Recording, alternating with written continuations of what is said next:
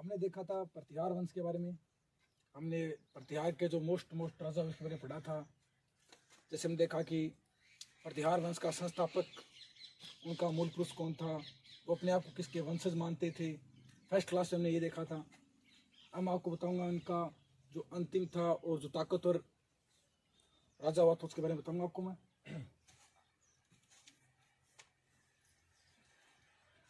देखो, हमने देख लिया था, 2 मिनट का रिविजन करते हैं, स्टार्ट से वापस देखते हैं। चंद्र बधाई द्वारा रचित पृथ्वीराज रासों में 4 जातियों का उल्लेख किया गया है जिनकी उत्पत्ति अग्निकुंड से मानते हैं। प्रतिहार, चालुक्य, परमार और चौहान। उनमें मैंने आपको बताया था प्रतिहार वंश के बारे में। प्रतिहार वंश में मैंने मोस्ट बताए थे, 10 राजा बताए थे, मगर मैंने बताया था कि हम पढ़ेंगे 4 या 5 जो परीक्षा की दृष्टि से मोस्ट हैं। तो उन्हें मैंने लिखाया था आपको, नागभट्ट प्रथम, वत्सराज, और एक लिखाया था नागभट्ट द्वितीय। वत्सराज, इसके बारे में मैंने पढ़ा था। इनका कार्यकाल था 783 से 795। वत्सराज का कार्यकाल। वत्सराज के बारे में मैंने बताया था कि इनके काल में त्रिकोणात्मक युद्ध संघर्ष हुआ था बंगाल कर्नाटक के मध्य, और इन्होंने धर्मपाल नाम के राजा को परास्त किया था। और इनके बारे में कि मैंने आपको बताया थी 2 उपाधियाँ थी, रणहस्तिन और जेवरा की उपाधि। जेवरा की उपाधि थी वो उन्हें विष्णु के उपासक के द्वारा मिली थी, इसने विष्णु के धर्म को सुरक्षा प्रदान करने के कारण जेवरा की उपाधि दी गई थी। अब हम देखेंगे परमार वंश, ये हो गया था। इसके बाद नागभट्ट द्वितीय ने बताया था मैंने आपको, नागभट्ट द्वितीय ने क्या उपाधि धारण की थी, उसे बकुला अभिलेख में क्या कहा गया था, मैंने आपको बताया था। परम भट्टारक महाराज और परमेश्वर कहा गया था। और ग्वालियर अभिलेख में उन्हें उपाधि कर्ण की उपाधि दी गई थी। त्रिकोणात्मक युद्ध संघर्ष जो वत्सराज काल में शुरू होता है और उसे खत्म करता है नागभट्ट द्वितीय, उसे जीतकर वो कन्नौज को राजधानी बनाता है प्रतिहार वंश की। इनमें एक अंतिम राजा देखेंगे, इसका नाम था मीरभोज प्रथम। मीरभोज प्रथम, मीरभोज प्रथम, मीरभोज प्रथम। इनका जो कार्यकाल है वो देखेंगे हम 833, इनका था 836 से 910।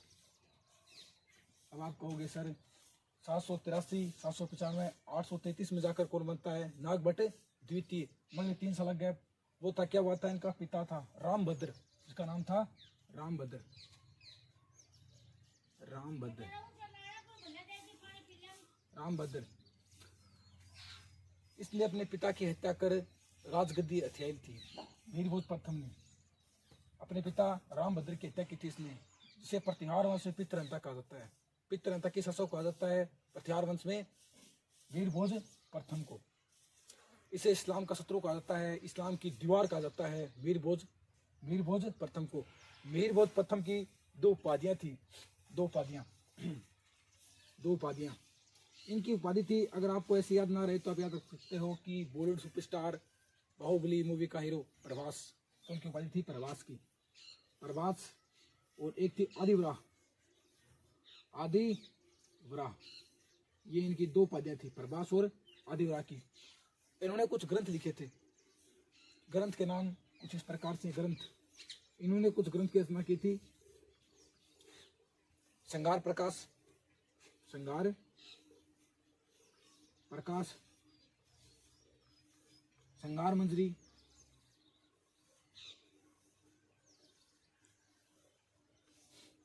प्राकृत व्याकरण, प्राकृत व्याकरण, सिद्धांत संग्रह, सिद्धांत संग्रह। वास्तुकला में इनकी काफी रुचि थी। वास्तुकला में उन्होंने 2 मंदिर बनाए थे। वास्तुकला की दृष्टि देखें तो इनके 2 मंदिर फेमस थे, वो थे वास्तुकला रामेश्वर, रामेश्वर और सोमनाथ सुधार। सोमनाथ गुजरात वाला नहीं समझना हमें, सोमनाथ सुधार नाम था इसका, सोमनाथ सुधार। ये 2 मंदिर बनाए थे मीरभोज प्रथम ने, बस। और हम देखेंगे इनका अंतिम शासक कौन था, यशपाल। प्रतिहार वंश का संस्थापक हरिश्चंद्र, वास्तविक संस्थापक वत्सराज, और अंतिम था मीर ताकतवर। इनमें ताकतवर हुआ था मीरभोज प्रथम। इसे इस्लाम का शत्रु कहा जाता है, इस्लाम की दीवार कहा जाता है।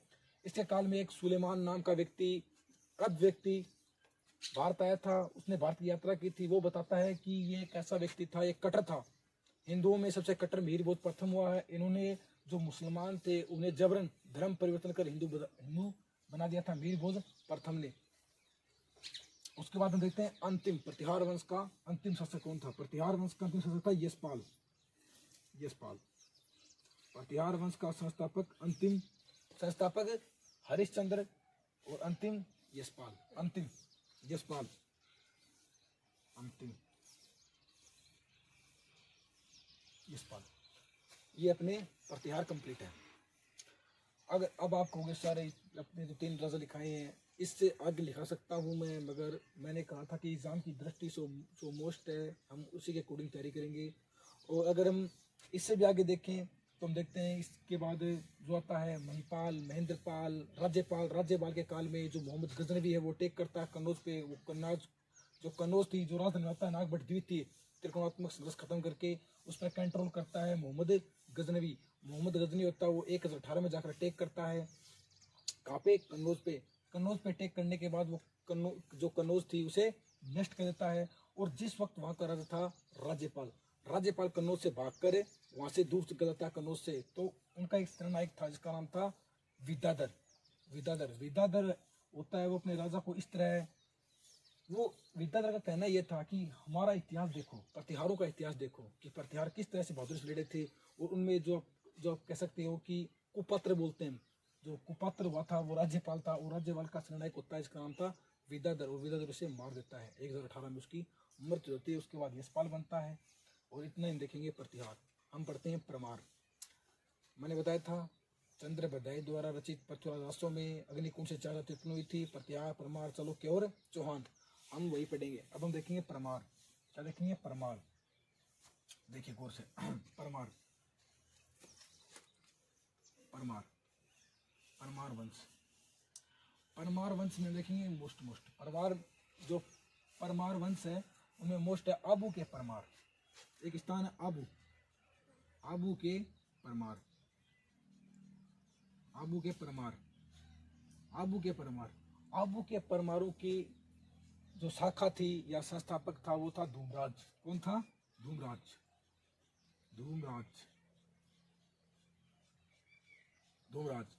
धूमराज को परमार वंश का आदि पुरुष, वही है आदि पुरुष या मूल पुरुष, जो जिससे हरिश्चंद्र, प्रतिहार वंश में हरिश्चंद्र कहते हैं और परमार वंश में धूमराज को आदि पुरुष या मूल पुरुष कहते हैं। आदि पुरुष या मूल पुरुष कहते हैं, ओके। इसके बाद हम देखते हैं जो आबू के परमार थे उन्होंने सिरोही के पास चंद्रावती नाम का स्थान था, उसे अपने राजा बनाया था। चंद्रावती सिरोही के पास है चंद्रावती नामक स्थान को अपनी राजधानी बनाया। बस हमें यही देखना है। आबू के परमार के बारे में जो जानकारी मिलती है, नंबर 1, इनका जो मूल पुरुष था वो था धूमराज, इसे मूल पुरुष आदि पुरुष कहते हैं। इन्होंने सिरोही के पास चंद्रावती को अपनी राजधानी बनाया। यह आबू के परमार कंप्लीट है।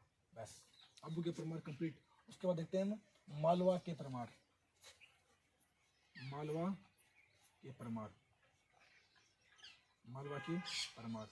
मैंने कहा था मैं आपको 1 महीने में राजस्थान जीके वो क्लियर करा दूंगा आपको मैं। परमार, मालवा के परमार में हम देखेंगे मोस्ट तो कौन था? राजा भोज। कौन था?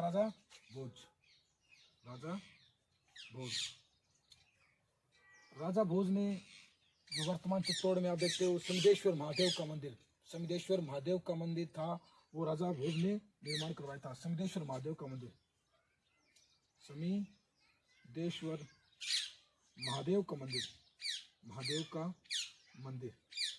जिसका निर्माण राजा भोज वो करवाता है।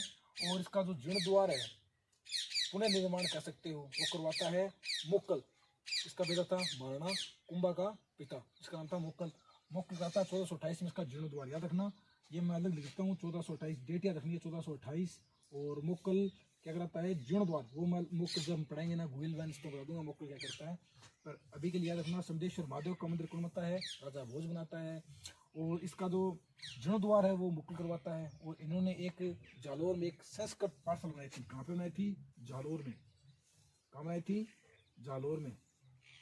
जालोर में एक कंठभ्रण नामक संस्कृत पाठशाला बनाई थी।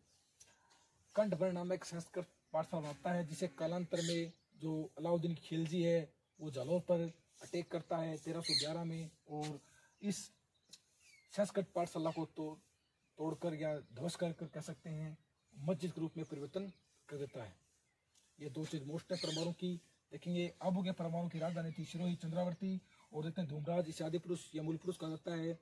उसके बाद देखते हैं हम राजा भोज, इसने समदेश्वर महादेव का मंदिर का निर्माण करवाया था, जिसका जीर्णोद्वार मुकुल करवाता है। उसके बाद देखते हैं कि जो राजा भोज है वो जालोर में कंठ नाम की संस्कृत पाठशाला बनाता है, जिसे कालांतर में अलाउद्दीन खिलजी तोड़कर मस्जिद के रूप में बदलता है। ये हमारे हो गए प्रतिहार कंप्लीट, परमार कंप्लीट। अब हम देखेंगे चौहान वंश।